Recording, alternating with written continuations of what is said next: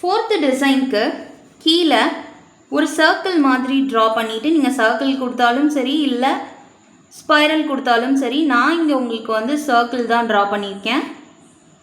Draw பண்ணிவிட்டு இதை சுற்றி ஹம்ப்ஸ் கொடுத்துக்க போகிறோம்.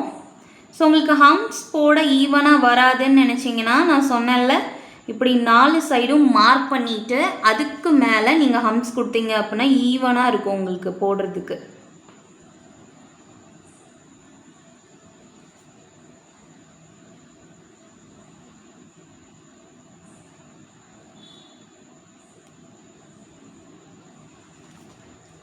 ஓகேவா? அந்த மாதிரி கொடுத்துட்டு அகைன் இதுக்கு மேலே திருப்பி ஒரு லைன் ஆஃப் ஹம்ப்ஸும் கொடுத்துக்க போகிறோம்.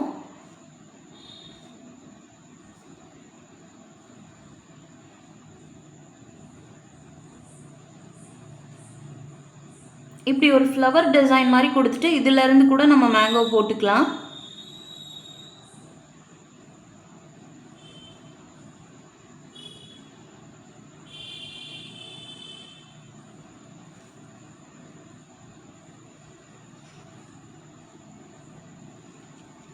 இந்த மாதிரி டிசைன் போட்டுட்டு நீங்கள் சென்டரில் ஒரு டாட் கூட வச்சுக்கலாம்.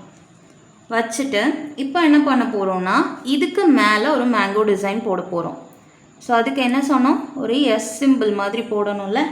ஸோ அதுக்கு இங்கேருந்து இப்படி கொண்டு வந்து இதில் பாதியில் கனெக்ட் பண்ணிக்கோங்க. ஓகே, இப்போ இந்த இடத்துல என்ன பண்ணிக்கலாம், ஒரு ஸ்பைரல் மாதிரி கொடுத்துடலாமா? கொடுத்துட்டு அகைன் இதில் ஒரு சி மாதிரி போட போகிறோம். ஸோ அதையுமே இதில் பாதியில் கொண்டு வந்து கொடுக்க போகிறோம். ஓகேவா? இது கொஞ்சம் வைடாக இருக்குது உங்களுக்கு.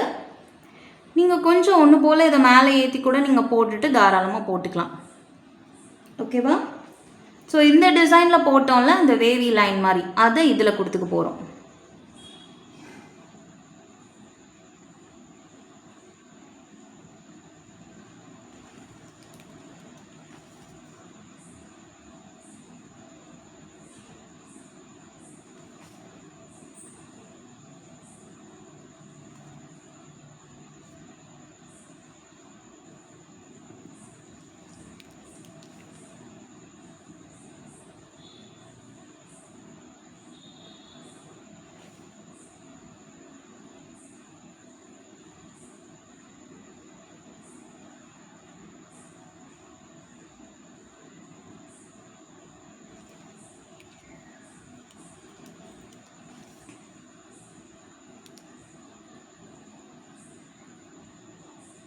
கொடுத்துட்டு இந்த அவுட்ரு ஏரியாவை நீங்கள் திக் பண்ணிக்கலாம்.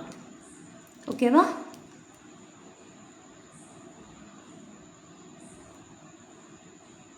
இது இப்படியே விட வேணாம்னு நினச்சிங்கன்னா கூட நீங்கள் ஹம்ப்ஸ் மாதிரி கூட இதுக்கு மேலே கொடுத்துக்கலாம்.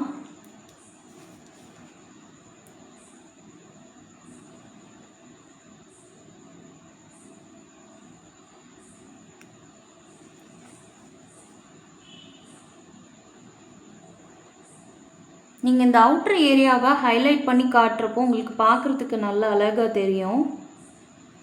ஓகே, இந்த டிசைனோட அவுட்புட் உங்களுக்கு இப்படி தான் இருக்கும். ஸோ நெக்ஸ்ட் டிசைன் போகலாமா?